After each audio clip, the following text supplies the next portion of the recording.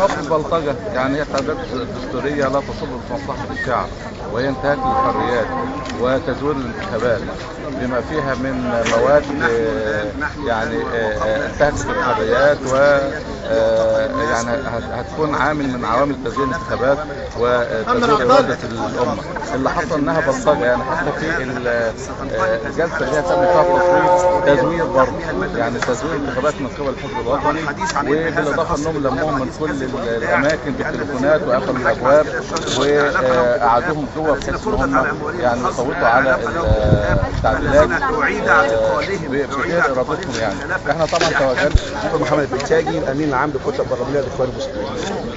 سلق الاجراءات في اخراج هذه التعديلات بهذا الشكل تم في كل المراحل، ابتداء من لجنة الصياغة التي صاغت 34 مادة يوم الجمعة والسبت وجاءت بها من غرفة مغلقة لا يعرف عنها المجلس شيء، ثم المناقشات بدلا احنا في المادة 76 تم الاستماع للعشرات بل المئات من الخبراء في مادة واحدة، حين تم عقد لجان استماع ل 34 مادة لم يسمع إلا في لجنتين في اجتماعين 2 ل 14 واحد وانتهت لجان الاستماع.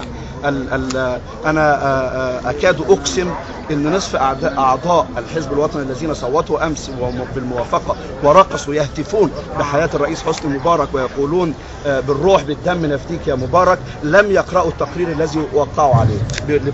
ببساطة شديدة التقرير سلم للأعضاء يوم السبت الساعة 2 الظهر وبدأت مناقشته يوم الأحد الساعة 11 صباحا، وكان في صناديق الأعضاء ولم يطلع عليه على الأقل نصف الأعضاء.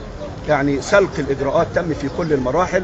خدوا السبت خدوا التقرير اللي صوتوا عليه الصياغات النهائية أخدوها يوم السبت الساعة 2 الظهر بالتليفون إن التقرير موجود في الصندوق وليس حتى بتسليم باليد، ثم جاءوا ليناقشوه في اليوم التالي وكان المتفق عليه أن يوم الأحد كان المتفق عليه أن الجلسات الأحد والاثنين والثلاث، ونزل جدول المجلس بيحدد جلسات مناقشة 3 أيام، ثم فجأة تم اختصار الوقت وانتهت الجلسات أمس الاثنين. كذلك تحديد موعد الاستفتاء كنا نتحدث عن نصف الثاني من ابريل، ثم بقينا نتكلم في 4 ابريل، ثم بقينا نتكلم دلوقتي في 26 ابريل، وما ندري لعل الامر يكون اسرع من ذلك.